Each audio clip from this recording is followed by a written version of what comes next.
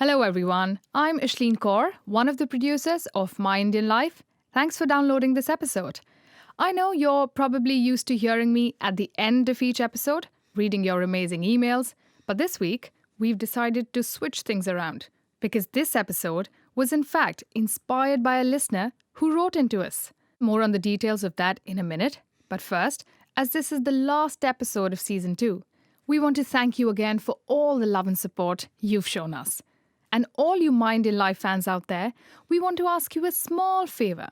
It would be really amazing and appreciated if you could take the time to write a review on whatever website or app you get your podcast from and tell everybody why you love My Indian Life. Also, please spread the word. Find 3 friends or more, if you like, who've never listened to a podcast before and show them how they can find and download My Indian Life. Don't forget, all the episodes from Season 1 and Season 2 are available, so there are plenty of great stories to get stuck into. And tell us which ones are your favorites on social media using the hashtag MyIndianLife. Thank you so much. Now, back to today's episode, which is about love and relationships. And joining us is a very special guest, who you might know from this. iPhone X के ज़माने में Nokia 3810 ढूंढ रही हूँ. सोय milk coffee के ज़माने में सिर्फ एक अदरक वाली चाय ढूंढ रही हूँ. जुकीनी नूडल्स के ज़माने में मैं वेजिटेबल चाउमीन ढूंढ रही हूँ.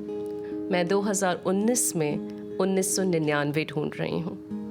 जिसे नेटफ्लिक्स का क्रेज़ ना होकर श्रीमान श्रीमती का चस्का हो. जो फैट फ्री आमंड बटर ना होकर फ्रेश पाव पे लगा मस्का हो. जिसे मेरी स्वतंत्रता पे काबू नहीं मेरे दिल में जगह बनानी हो. जिसे सिर्फ हवाए नफ्स की परवाह नहीं मेरी खैरोएफियत की बेचैनी हो. जिसे ना डर लगे मेरी साड़ी से ना खौफ हो मेरे मिनी स्कर्ट का. जो सिर्फ वाकिफ ही नहीं लेकिन अकीदा भी हो मेरी फेमिनिज्म की सभी दलीलों का. जिसे ना मेरी कमिटमेंट से डर लगे ना स्पेस मांगने की ज़रूरत पड़े. जिसे कुर्ब की तशनगी हो. जो मोहब्बत को शिद्दत से करे. नो स्ट्रिंग्स अटैच्ड की इस दुनिया में रगबत का कालीन बुनने वाला ढूंढ रही हूँ. मैं 2019 में 1999 ढूंढ रही हूँ. काश तो मुझे 1998 में मिल जाते.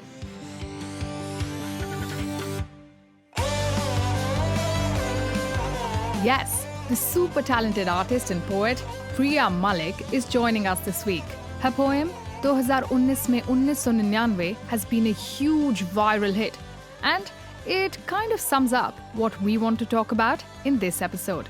So, Priya, Kalki, and a bunch of My Indian Life fans came together in Mumbai to open their hearts about love, relationships, and the rules of dating. Hi guys, welcome to My Indian Life. Hi. So we're really happy to have a whole bunch of students from different colleges in Mumbai, and we're really looking forward to all of your questions, problems. We might have solutions or we might not, or maybe you have solutions for us. So this is like quite open-ended. This is Priya Malik. Hi. And Priya, can I have you introduce yourself a little bit? Yes.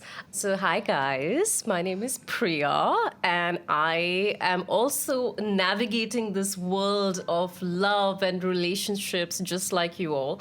And I think I'm really looking forward to hearing your stories and sharing some of mine and hearing some of yours as well, Kalki. Absolutely.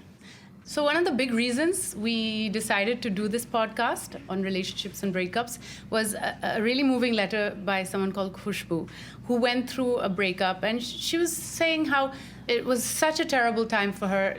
She had no self-esteem. She really felt like she was at fault, that she wasn't good enough. She tried everything and failed. And she talks about how in our society in India, there's a tendency, I'll just read this para, where she says, as Indians, we grow up in a society which prevents you to hate others.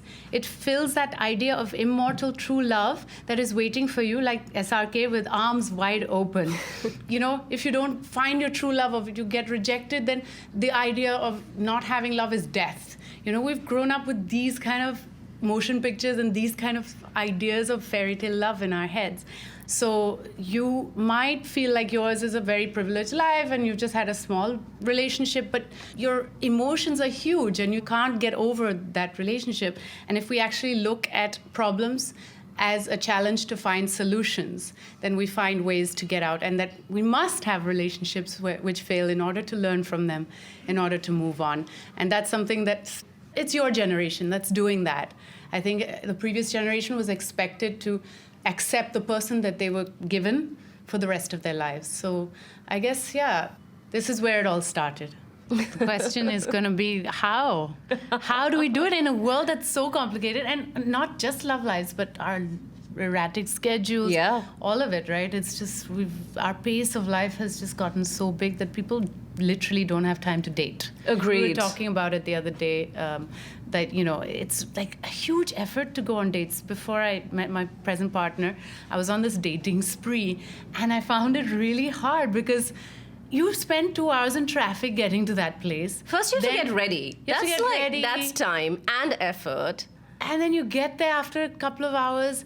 Then you have to also, it takes a while to warm up to a new person, and you're both nervous. You probably have a few drinks. So by the time you've spent like your whole evening on someone, and if it doesn't work, like you're very discouraged, basically. Like, what a waste of time. And it takes a lot to date in Bombay, I find.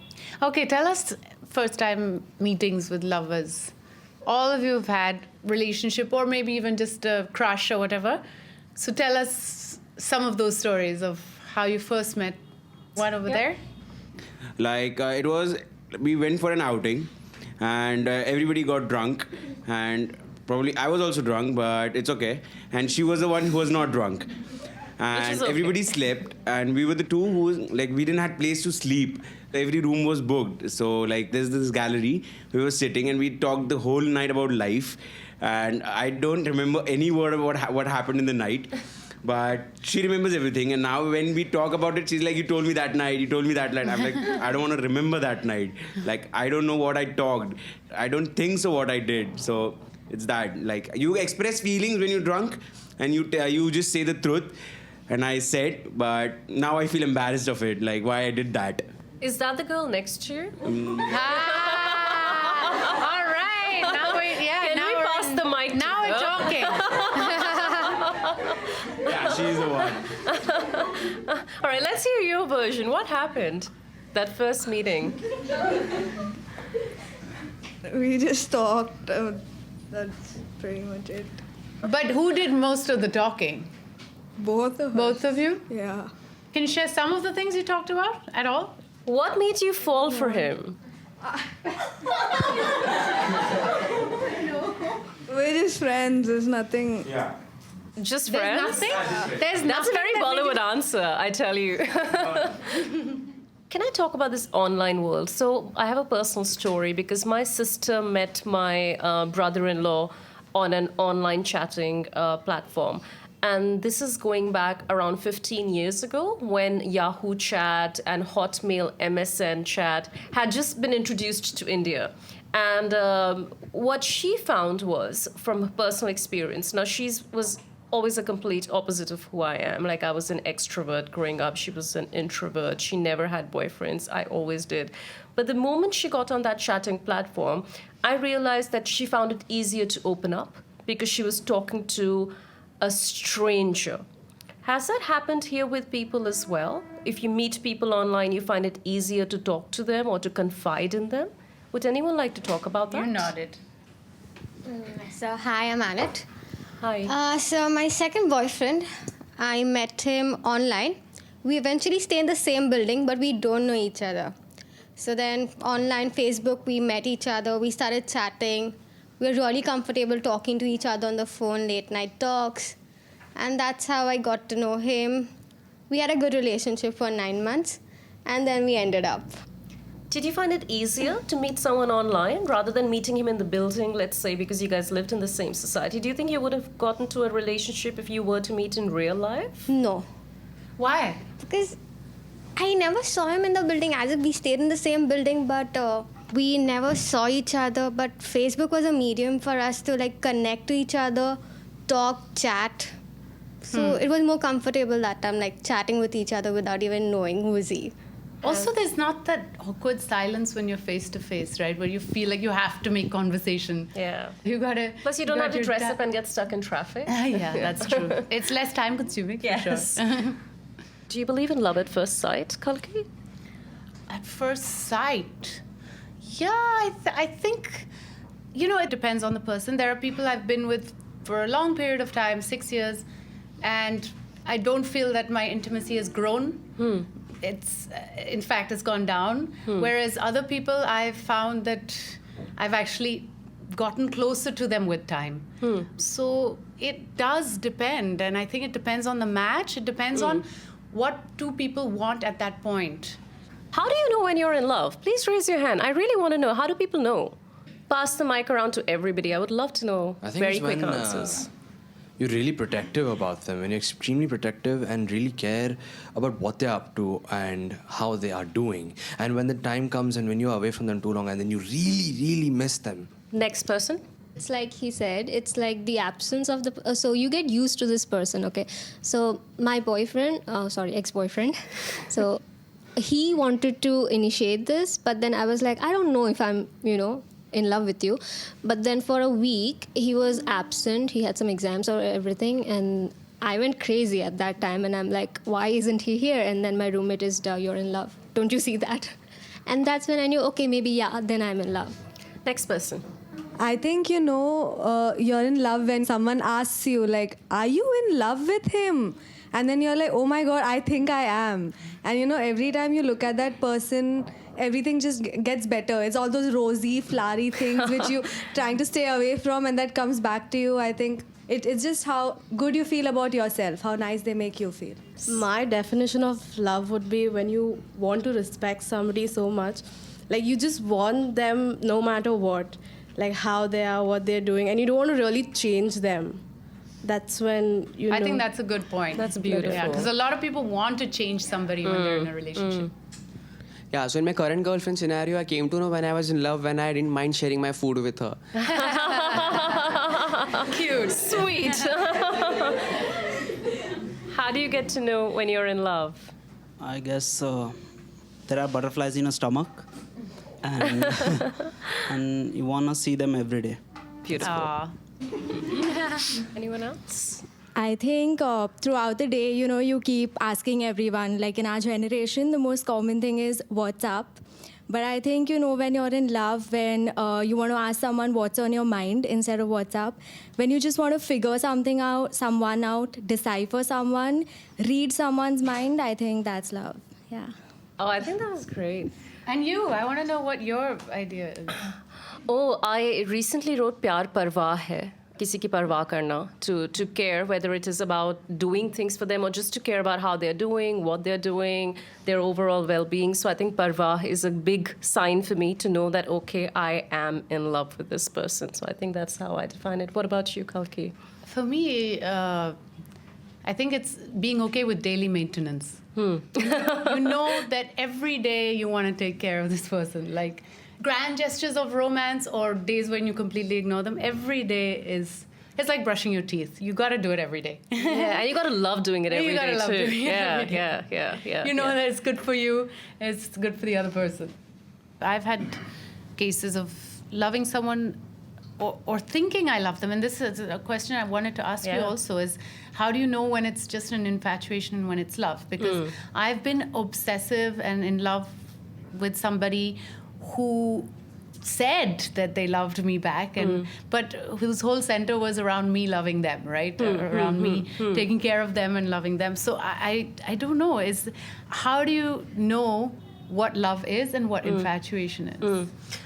Interesting, because I've been in the same situation.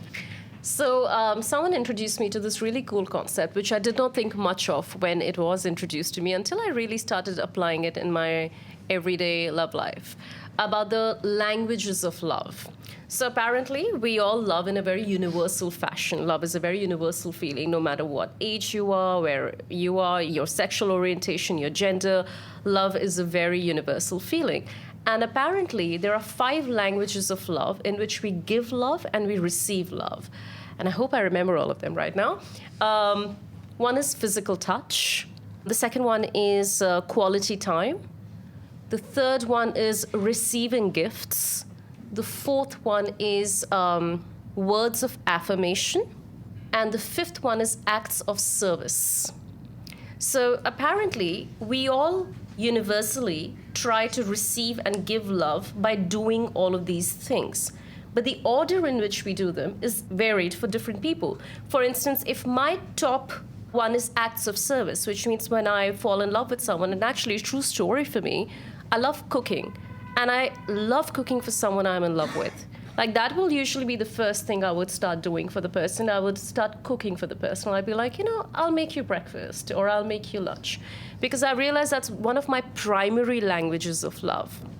Now, the other person might not have acts of service at their top, right? They might have quality time at the top of as their primary language of love.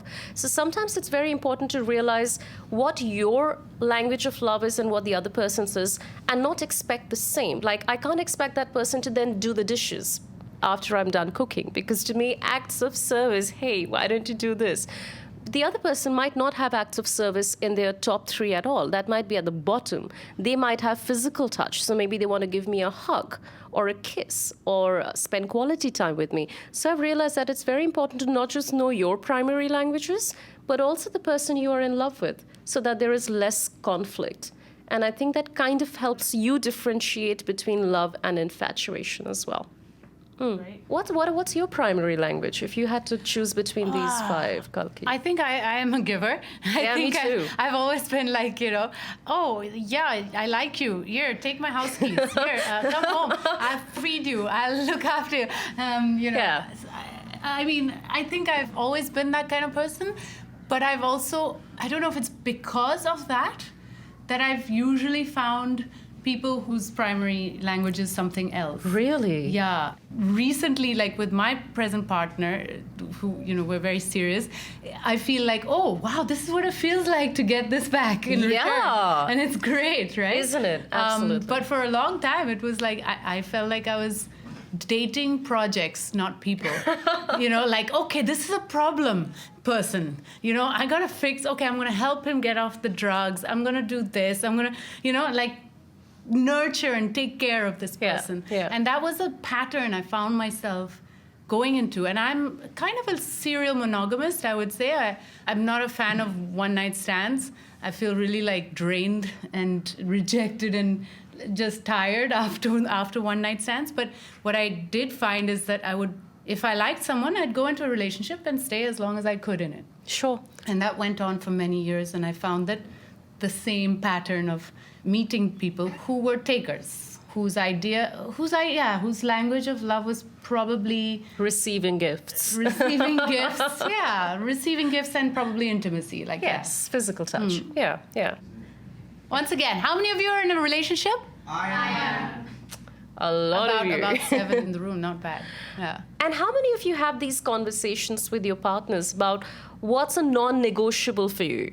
Like, this I won't tolerate in a relationship. How many of you do that? Has anyone spoken with their partner about it? You have? Tell me what the conversation was about. What did you talk about it? And how did your partner react to it? No, I feel like the conversation, it's a very vague thing. I mean, it comes out of nowhere. Like, you're just like talking about checking somebody out. I think women are beautiful. I mean, it's a fact. Like, yeah, ladies are beautiful. So if we're sitting in a mall and my boyfriend looks at somebody and I'll be like, yeah, she's so pretty, because you can't stop somebody from like looking, and you have to, if you think something is wrong, you tell them that, no, you can't do that, because I'm not going to tolerate that. But if they don't know that you don't want that, how are they going to not do it? I mean, you need to tell them that, you know what, you can't look at somebody else. But for me, it's not like that, because I'm looking at somebody, I think she's pretty. So why would my boyfriend think she's pretty? I mean, it's just simple. So I feel like you need to clear it out to other people. Like, if I don't want my boyfriend to look at somebody, I'd be like, eyes here. But I'm not like that. Yeah. So I feel like you just need to clear it out. Communicate with each other. Yeah, that's all. Yeah, I think communication is the key to a relationship. I think it's so important to have those discussions. And I think these discussions are very healthy to have as well, whether it is about what you won't tolerate and what you would, because there's a lot of non-verbal communication that takes place between a couple. And I think sometimes you need to verbalize that. And I think I've gotten to a point in life where I'm very clear about what my non-negotiables are.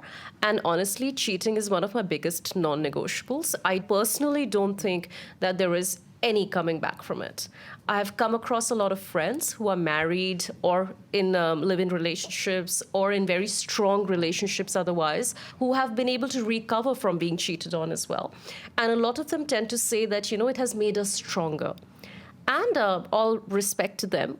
However, I personally feel that if my partner has cheated on me or if I have cheated on my partner, I don't think there is any coming back from it. If I ever were to cheat on my partner, eventually I have as well in the past, walk out of it. Because I think to me that's the clearest indication that you are unhappy, not satisfied, and this is not your forever relationship. Do you feel the same way?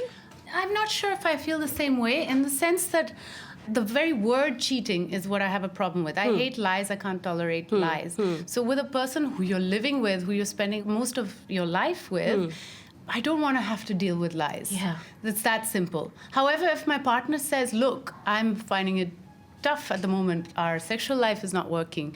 If someone is being honest with me, I want to give them credit, and I want to be able to do the same. And sometimes it really hurts. No matter how self-evolved you are, it just, it pinches the ego when somebody's like, I'm just not feeling attracted to you right now. It always does. It's not sometimes. But I think that conversation is so essential. Agreed. And so for me, there aren't clear-cut rules. I could be with someone who right now I know I want to be monogamous with, because we've both agreed that's the rules. But in 10 years, maybe we will open up that discussion. Maybe we'll feel like we need something else. I really don't know. So for me, I don't want to keep any rules, but I have to keep honesty. Honesty between us. And you're right, honesty can hurt sometimes. No, but I actually wanted to know if anyone has had an experience of being cheated on, but staying in the relationship. Oh yeah, interesting. Yes? All right, can you share it with us? Hi. So I was cheated on multiple times, same guy. And I started blaming myself for that because, first of all, the thing that you spoke about, saying no, you keep saying no and they keep insisting, so you think that's romantic and you think that it's something they're trying so hard for you, maybe they really love you. That's how it happened, and there were a lot of complications. And I still constantly kept taking him back because of the habit. The patterns. I was so used to the feeling of being wanted, even if I was replaced multiple times. But then again, I always put the blame on him. I never thought probably I was wrong somewhere. Maybe I did something that led him to do that. Maybe I was being possessive, I was being clingy. But when someone does that to you, you obviously become possessive and clingy. It became very toxic in the end, really, really toxic. And eventually I decided that this is where it ends. And I did not want someone else to come into my life and make me realize that, this person isn't enough. I am better for you. I wanted to get out of it without having someone else to move on to. I just wanted to move on to better things. Yeah, I also feel the positive side of having been cheated on is that you get in touch with yourself. I mean, it goes through a whole journey of like losing self-esteem, but then you also start to question who you are. The only person you can really trust is yourself. It's the person you're going to wake up to every day, and it's the person you're going to die with, So it's a very important lesson, I think, in life to confront yourself. And as you said, learn to live with yourself before you can be with somebody else. Yeah. I completely agree with that, because I think it is necessary in life to know what you want, but I think what is even more important is to know what you don't want. And being cheated on teaches you that. So I think that's very empowering. Yeah, it's insane how that works. So I want to talk about breakups, because I think it is important to talk. Yeah? So anyone here would like to share their experience of getting over somebody? Okay, so basically I ended up dating my friend, and he actually liked me, and he was pretty forceful about getting into a relationship, and I didn't want to lose him as my friend, so I gave in. He cheated on me, and I came to know about it through my friends, and he still wanted me to be in the relationship even after everything had gone down. And his friends came to talk to me. They were just like, whatever it is, he still loves you. But I was not ready to accept that because already I've given so much, and still he takes a reason to stay in a relationship. But I was strong there, and I'm like, no, I'm not going to let this happen to me again. And I didn't go back to him. So he indulged himself in drugs and alcohol, and he blamed it on me that it was just a source where he could remove his tension or whatever that was. And I felt bad, so I kind of got back to him. But again, it didn't work out, and I was kind of disrespecting myself. So I had to get out, and he still just adapted to that life. And he's there, and I'm here. So, yeah. Interesting. Yeah, I mean, depression. Has anyone gone through that?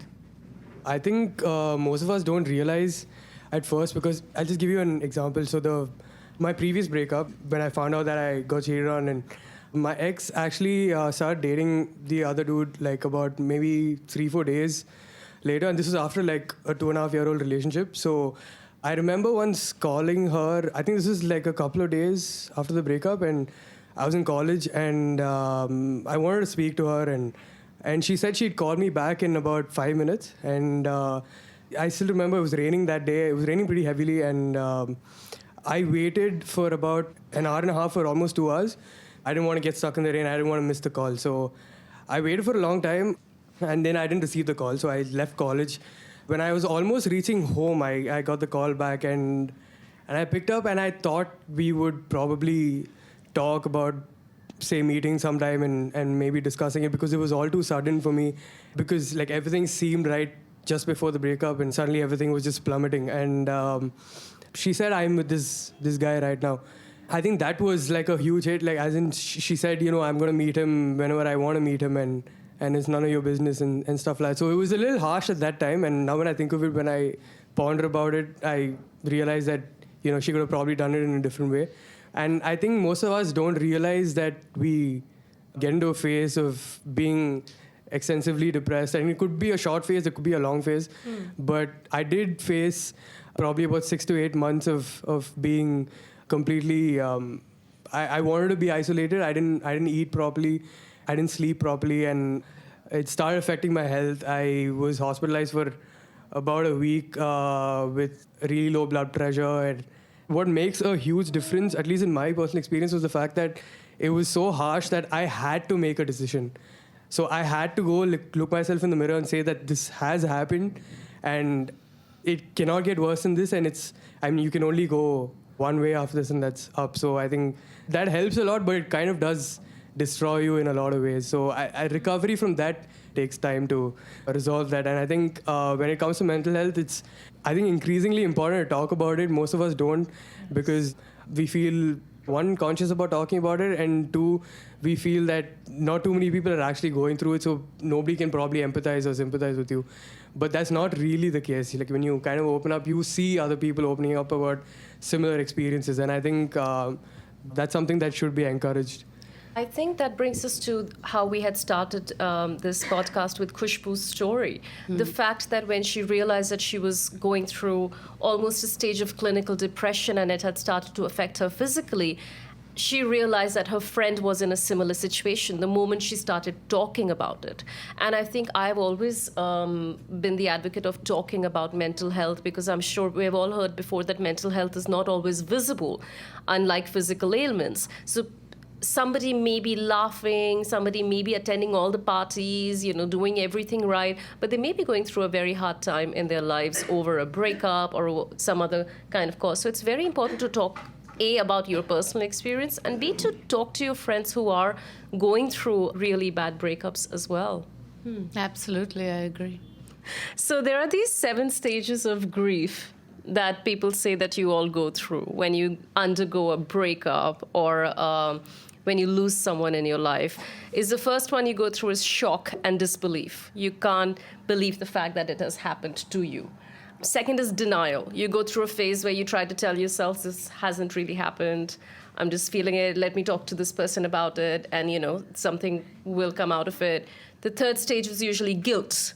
And a lot of you pointed that out today, where you start feeling guilty. You're like, oh my God, I must have done something. And, you call the person and you ask, did I do something wrong? Did I say anything? Was I not enough? Then there is anger. When you have gone through the shock, the disbelief, the guilt, you have apologized for who you are, you start feeling really angry because you're like, how could this happen to me? How dare you do that to me? How dare you break up with me? And then the next stage you go through is bargaining, where you start making bargains with either yourself or with God. If he answers my call, I will go to college tomorrow. And we all make these bargains, either with God or with the other person as well, that, listen, if you think we can stay friends, then I will be a friend to you and I will not disturb you in your life anymore. I see some of you like literally taking those stages in your head. And then there comes a stage where there is acceptance, when you have grieved the breakup completely. And there is a really lovely poet called Naira Waheed, who says that feel free to grieve so that you can feel other things. It talks about the idea of being able to grieve over things. And, as a society, we don't grieve enough. And I think it is very important to go over that process, because unless and until you have grieved over it, you will never be able to get over it. Yeah, and I think in today's generation, the idea is to distract yourself. The minute you feel sadness, discomfort, anything, okay, move on to something else. So it is, as you were saying, spending that time with yourself, introversion, writing, going through those phases of grief. I think it's essential. Nowadays, people, like after a breakup, they mostly get into like a rebound. So I want to ask, does that help? And if it does, how? My short answer is no, it doesn't, but you still do it anyway. I think we all have our own ways of recovery, and the majority of people get into that cycle of casual sex or rebound relationships because, as we have discussed today, that love is a habit, and you become habitual to feeling loved. A lot of people are in love with the idea of being in love, and when you've been in a very honest relationship and suddenly it breaks up, you just want to feel those things again. You just want to be hugged, you just want those good night messages, you just want that. You scour every way possible to get it. And sometimes that results in a rebound relationship. You suddenly become intimate with someone because you're like, I just need to feel loved again. And in majority of cases, from what I've heard and experienced, those relationships don't usually work because they don't stem from your need to love somebody. They stem from your need to be loved by somebody. And those are two different things. So how do you really handle yourself when you do not want to move on? Like you want to just stay how you are and do not want to let go. Like how do you make yourself like just get on with life? It is okay to not be okay. And that's a lesson that I've learned as well. And again, we always tell people to move on, like we were just talking about, not giving people enough time to grieve over things. I think it is absolutely okay to take your time. I've been in a relationship where I kind of kept asking the other person to move on because I had personally moved on. So I felt it was my moral responsibility and I would feel guilty because I could see that he's not moving on. And I kept telling him, I think you should find someone. Oh, let me hook you up with this friend I know. Oh, I think you should do this. And one day he turned around to me and he said, I don't want to. And I thought to myself, Priya, why are you expecting that person to move on the same way that you have? He has the full respect and the right to deal with it in his own way. And he took a long time compared to me. And to me, that was okay to let people take their time. Some of us move quickly, others don't. And obviously, we all have different ways as well. Like you were talking about taking up a hobby or getting in touch with your own self again. Finding out what did I used to do before I met this person. Other people have rebound relationships. Some others get into a solitary shell of their own where they're like, I don't want to meet anybody. We all have our own ways. And that is also okay to have your own unique way of processing, of getting over somebody, whether it is seeing a therapist, whether it is not seeing a therapist, whether it is taking up a hobby, whether it is isolating yourself. I think it is important to respect that we all have our own ways of recovery. I think expressing it, whether it's expressing it through writing or through telling your friends or a counselor or, it needs a way to be expressed, like playing the guitar. That was something I did during a very bad breakup.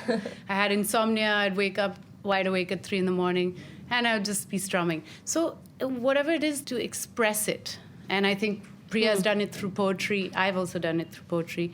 I think that's important, that you do let yourself express that grief. Yes? It's actually, I was going to come to this. How did you recover from your past relationships, from breaking up? Who was there for you the most? I mean, it depends. Some relationships I was completely isolated. Like when I was studying in university in London, I didn't have family close to me. And I found that very hard. And I found rebounds to be the way to deal with it. With my marriage, I was dealing more with the public judgment. So I just went into a shell. I just didn't want to talk to anybody about it because neighbors were asking my parents, oh, did Anurag have an affair? Did Kalki do this? So I just shut myself. Before the present person, I also had a breakup, which was, I dealt with it by communicating, by talking to my girlfriends. I have like a good sisterhood and a therapist. So I feel like I've also evolved in my way of dealing with it. Like you asked us, I wanted to ask you, did it ever take a toll on your mental health? Of course, I think insomnia is a clear sign of mental health. And, I went to a therapist for it. It helped me understand what are my own patterns. I can't change the other person, but I can look at myself and how I can be more prepared for this if it happens. Thank you very much. Evolution, I guess. Do you believe in this theory of someone has no companion on this planet? Can we pass the mic? I don't believe in forever love and the institution of marriage. This is Thank you. This is my personal opinion. I don't believe that I can love a person for the entire life and stick to them. I believe love is beautiful, but after a point you start getting attracted to others. Maybe at that time you shouldn't force yourself to still stick to that one person. You should let yourself free and explore, if that's the right word, but provided the other person knows exactly where you are at the relationship. I think exactly what you were saying before as well, like being honest with each other. If somebody, but I close totally relationship is believe becoming in open. living, like being with someone for the rest of your life. I totally do. I just feel that it doesn't have to be the same kind of relationship that you started with, and it will never be. The sparks that you get at the beginning will change. It becomes a friendship or it becomes something else. But I don't necessarily believe that you can't do it. Yes, absolutely. I mean, love doesn't have to be romantic forever. I think in a lot of cases I've heard that it can't be romantic forever from a lot of people who have been married or been together, rather, for years and years, which is why I wonder if friendship is actually the best way to start a relationship. You know what? I want to say, ironically, the relationship I'm in now, which is probably the most stable one I've had, is it started with long distance, right? He lives in another country. So somehow this Purana Zamana type of love happened where we only had that WhatsApp video call every couple of days through which we had to communicate. So we ended up just really talking to each other a lot more because you're not spending the day with the person, you're not texting them, you're not seeing them through the day and things like that. You end up having to describe your day to the other person as part of your routine, So it's really a nice habit.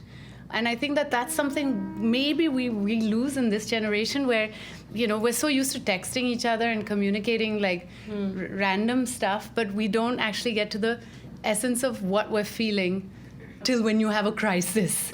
So it's interesting. I think what I've really learned today is that our problems are very universal. The problems that we are all facing, they are very similar in one fashion. And I think it is very important to talk about them. The only way to solve a problem is to talk about it. So I would encourage all of you to continue these conversations alive, whether it is with your friends, family, strangers over the internet, or to your own self in terms of retrospection. That's fantastic. I'm reminded by a relationship of a friend of mine. They've been together for about 10 years. And when they decided that this was for the long haul, they wanted to be married and things, they decided to make a list for each other of the demands they wanted. So they both wrote, okay, it's a bit sterile, but we're going to do this just because we have to know each other well enough. So she wrote a very long list of like, I need space. There are times where I just need to do my thing. I'm going to travel a lot because I'm an actor. She had a long list of things. And he, her partner, had like 2-3 things. And one of the things on it was, no matter when I ask for it, no matter what the situation, if I ask for a glass of water, you have to get it for me.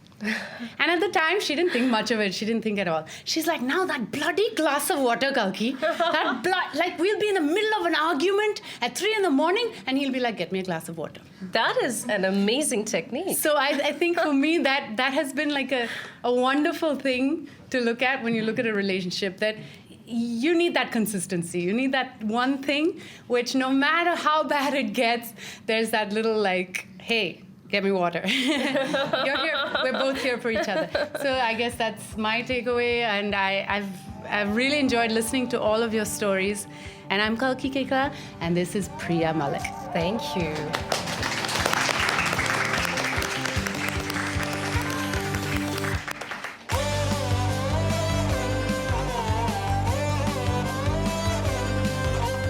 Well, that was our very last episode from season 2 of My Indian Life.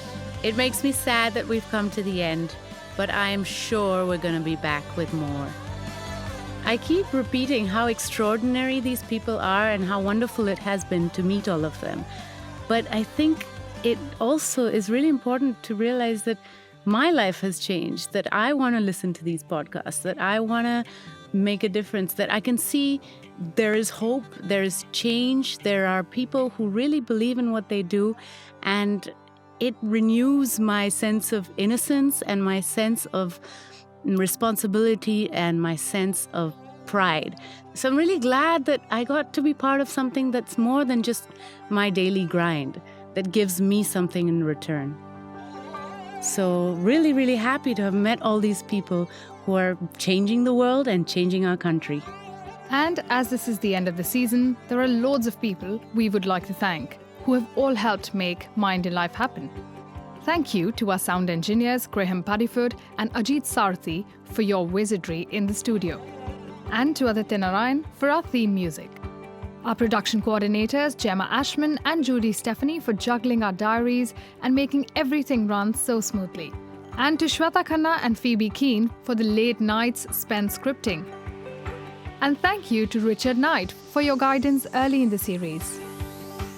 Also, a big thanks to Anna Dobel and the World Service Digital team for making our website so wonderful, and to D8 for our brilliant artwork. And thanks to John Manell, podcast editor at the BBC World Service, whose belief and enthusiasm is what made this podcast happen in the first place. And finally, thank you, our loyal listeners, whose amazing stories are what makes this podcast so special.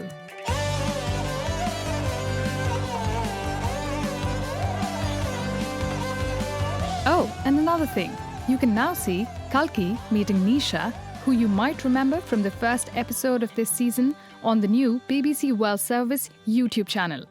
There you'll find visual episodes of My Indian Life, and you can also switch on subtitles in your chosen language.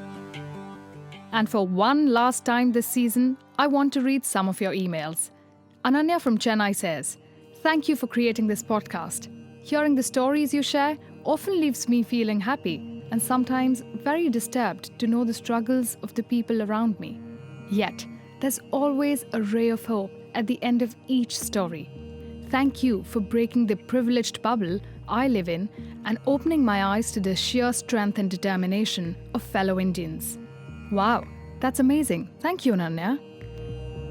And Shayan, a 10th grade student from Delhi, has written in and says, "Even though I'm not supposed to get distracted from studies this year, I just cannot resist listening to My Indian Life. I love it so much.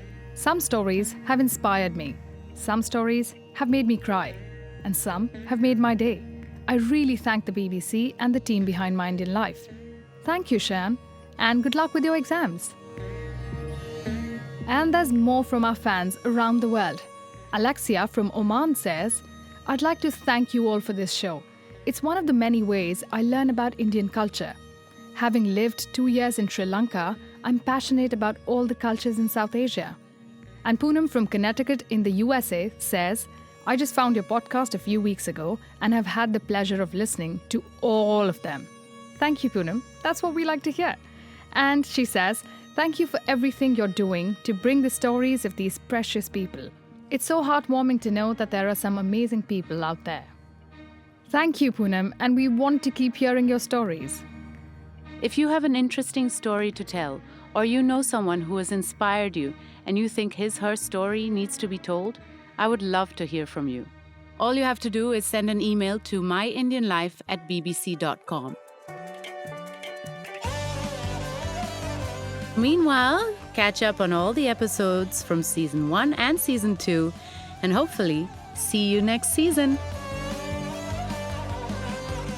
My Indian Life is an original podcast from the BBC World Service. I'm Kalki Kekla. Our producers are Ishleen Kaur and Prabjeet Bains. And thank you very much to our editor, Richard Fenton Smith.